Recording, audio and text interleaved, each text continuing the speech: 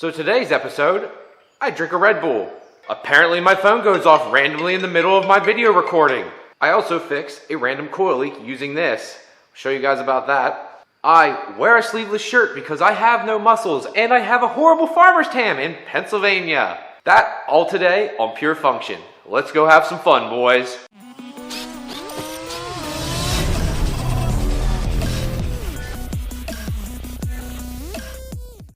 Alright guys, like I was saying, we're got a few things to work on here today. I got to take the dash out of the car, take the BTI gauge out of the car, and I also need to remove a coolant hose that's down here and I have capped off. It is leaking and we have an issue. So let's start off with the coolant hose.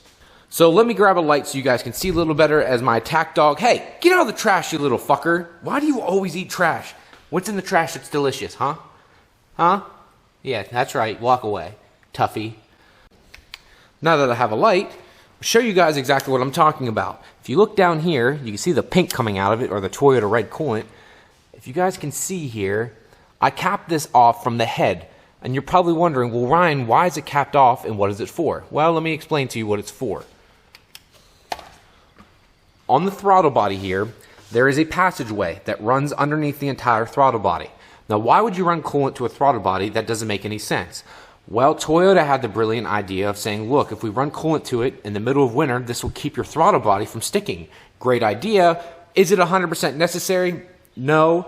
Is it a neat idea? Sure. It's just one more thing I have to screw with when I'm taking the intake apart all the time. So most people either thread the head and cap it off or do the ghetto fab way. Fortunately, my ghetto fab way, I used an old coolant hose that's like 20 years old and it started to leak. So what I did is this. Got me a new hose, put me a new clamp on it, used an old bolt, some Toyota FIPG, clamped it down yesterday, let it dry for 24 hours, and cut this down relatively short. Probably going to be cut more here, but I don't want to cut it too short and not be able to fit on, because as soon as I pull that plug out, there is going to be coolant freaking everywhere. So I got to do this really fast, throw this on, and go from there. So I want to try and measure it up as close as I can and then bolt it all on. So to get this done, I have to remove the intercooler pipe here, remove the 2 bolts on top, 2 bolts on bottom, undo the throttle body cable here, which is actually pretty easy, and undo this vacuum line for the blow-off valve, and that's pretty much it. It's pretty simple to get to. And the only reason I have to do that is it's just hard to get down to it right now. I could technically try and weasel my way around it, but I just don't want to mess with that, especially with coolant going everywhere. I also, at the same time, once you redo the wiring here, I think this should be fed back underneath the manifold, so I'm going to go ahead and do that too while I'm at it. The car's going to be down for about a week or so here until I get the dash panels back and do all this. So figure why I have the time. I'm not going to drive it much this week, kind of just get it all buttoned up and good to go. Alright guys, so I've gotten the throttle body off here. The whole point was one of 2 things. If you can see all the pink or red Toyota coolant down there, that little cap off there is leaking. So I need to replace that. And, you know, just put a new hose on it. The one that's on it is old as dirt. I just didn't put enough sealant on it and stuff, and it just didn't work out the way it should have. So, going to fix that here real quick, and then while I do that, I'm also going to fix this wiring here. If you guys can see, it's going in front of this runner, and it should be running up in between to get to this clip. So, does it matter? No, per se it doesn't, but it'll look a lot cleaner in my eyes, and why have everything off? Why not do it and do it right? Alright, got it all buttoned back up. Don't mind the gasket just sitting there before I put my throttle body on. I wanted to show you guys. I rerouted that wiring right there down in between the runners so it's not sitting in front. Not a big deal, but I prefer it out of the way. And then I just put a new line on it, capped it, cleaned off the little bit of coolant there just so in case it does leak again, I'll be able to see where it's leaking from. And I should be good to go from here. Yeah. Only thing I might change too is these stainless steel fasteners are great, or bolts and nuts. Problem is, they are a 12mm bolt, but they use a 13mm head. So when I have to use a ratchet on most of the bolts, I'm using a 12. And then when I get to those, I have to switch over 13mm, which is kind of dumb, and I don't like it. So I might swap those out real quick too. Know what pisses me off, no matter what? Every damn time I try to put this motherfucker on, every time, I can never get it on that bottom lip. Every time. Pisses me off more than, oh Lord, I hate this. I got that shit all back off on. I probably did this all within under 30 minutes. Did it all. Now this thing's pissing me off. I hate that shit every time. That shit pisses me off. Don't know why, but it just, it irks me to no freaking end, boy. I tell you what. Time for a little Kodak Black, who is I don't really like any of his shit, to be honest, but I just like this one song called Tunnel Vision. Pretty dope. Anyways, now, time to remove the dash. If you guys can see, you probably can't. It bubbled up, and if you watched my last video, I told you why it did. Nothing they did wrong, really. Well, actually, they did technically do wrong. They used the wrong solution on it, and they're going to rewrap it all again for free. So I just got to take it all back out real quick. Just need a few Phillips screw heads, and this all pops out. Sweet, this should be easy. Alright, except for HVAC controls. Anyone else that has a Supra, tell me it's not a pain in the dick to remove those things every time. Those fucking orange clips in the back are the goddamn devil. I tell you, they are the devil. Alright, got my car all buttoned back up now. Getting this stupid flange on, and there's stupid pipe every time is a pain in the ass. That's why it's all marked up here. Every time it's always a pain. Started taking the dash apart, but my brother-in-law Joey just showed up. He's got to check his brakes on his big old Dirty Max here. So what else you got to do? What'd you say you had to fix? Well, I got to check out the brake pads because, you know, I bought this like a farm truck and it's all rusty and she needs love. She needs love. So probably brake pads, maybe rotors to see how scored they are. All right. But everything's broken loose already. He's already knocked that all out.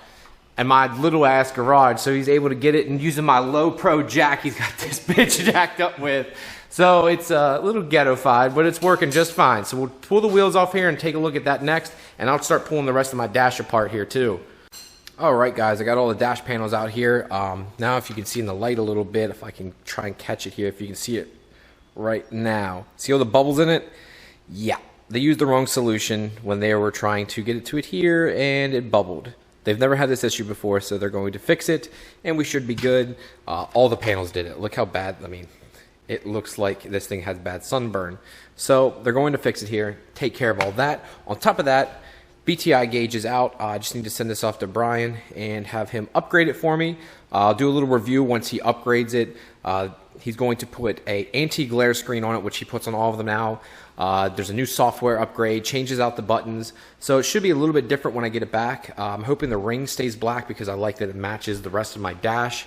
But I really appreciate him helping me out with this and taking care of me. He also adds a shift light, which I hope to integrate into my AIM Infinity. So whenever I get close to, whatever, say 8,000 RPM, it lights up, or put it at like say 7,600 so it says, hey, you need to shift or do whatever. So gonna get this upgraded and get the rest of it done, and that should be good to go. One last thing I forgot to show you guys here. I wanted to show you what the dash looks like when it's all apart. As you guys can see, this is what it looks like when it's completely stripped. I have the one knob sitting down there for my traction control. I have to disconnect that. These things are a wiring mess, just like any new car. There's shit everywhere. A lot of the wiring, though, I am starting to see like the plugs are starting to depin themselves, and I might have to go through a lot of the wiring and start repinning everything again. I don't really want to do that, but sadly it looks like I'm going to have to do that. I do have a new shift knob for the car too. I think my wife picked it up earlier today. So I do have a nice new shift knob for the car. I've been using my old Lexus one for the longest time, which I think I put it over here in one of my drawers with all my other stuff. You know, drunk drawers for life, bruh. Here it is. This is off my old Lexus IS250 6-speed manual. A lot of people don't even know that Lexus made a manual in the IS250 for like 3 or 4 years. They were really rare. Most dealers didn't even want them. If they did get them, it's just because I think Toyota kind of forced their hand. I had a special order one. I think mine came from Texas. But this is the shift knob that came with stock on. I had removed this one because I put an F-Sport shifter on it. Stuff from Lexus. I kind of regret getting rid of that car just because it was kind of unique in that way, and I really enjoyed having a Lexus. Have some older, here's an old Goretti G-Rex shift knob. My old stock 5-speed knob, which has seen a lot better days. So got a new one coming, junk drawer, ARP stuff, you know, the usual. I don't know if I've mentioned it yet, guys, but I did figure out the oil leak this whole time. It ended up coming from the oil dipstick. I don't know if I mentioned it in my last video or not. I can't quite remember, to be honest. But it came from the oil dipstick. The little O-ring at the bottom, that ended up being the issue. Replaced the little O-ring, boom, no more oil leaks. The other one was coming from up top at the oil filter housing, that big ass bolt, hex key bolt that's on the top. For some reason, whoever the last person was who had it, I don't know why they would do this because I had to buy a new filter housing. I don't know why, but they loosened that bolt, which you shouldn't have to ever. There's no reason to screw with it. For some ungodly reason, someone did. So I had to tighten that back up, and that's where it was draining down to some parts of the engine. But that's where my oil leak was, and I'm so happy to have that fixed. So the car leaks nothing now.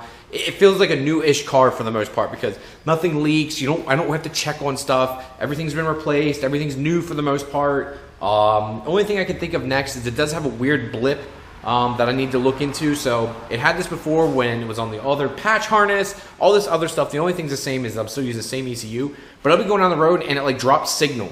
So the only thing I can think of is one of the cam sensors or it's the crank sensor itself. I'm hoping it's not the crank gear itself because that is welded so it can't skip or anything. The teeth were all good when I put it on. I don't know, but it literally feels like it drops signal, like everything just goes brrrr. That's the noise I can think of. It just drops. And if I'm trying to get on it, like backfires, like it just drops signal. It's so weird. I've never seen it before. My other friend who has the same ECU and stuff, same harness, doesn't have the issue. Like I said, it never happened until I switched over to AEM with the old patch harness and all that stuff. It just started happening. So I replaced everything except the AEM. And that's the only thing I can think of. So I need to look into that some more and try to diagnose what is really causing that or how it could be caused. So I'm going to throw in another cam sensor since I have an extra one. Try that first since that's easiest to get to. Next will be the crank sensor. And if I still have an issue, then I really have to start diagnosing it and going from there. All right, guys, I think that's going to be it for this one. As usual, thank you all very much. I'm going to keep dicking around with this car for the rest of the day here. And I guess I'm just going to move on. As usual, go down below, look at my Instagram, check it out. If you like it, hit the like button, hit the follow. Do the same thing for Facebook. Y'all the best. Time to drink some beer and finish working on this thing. Peace!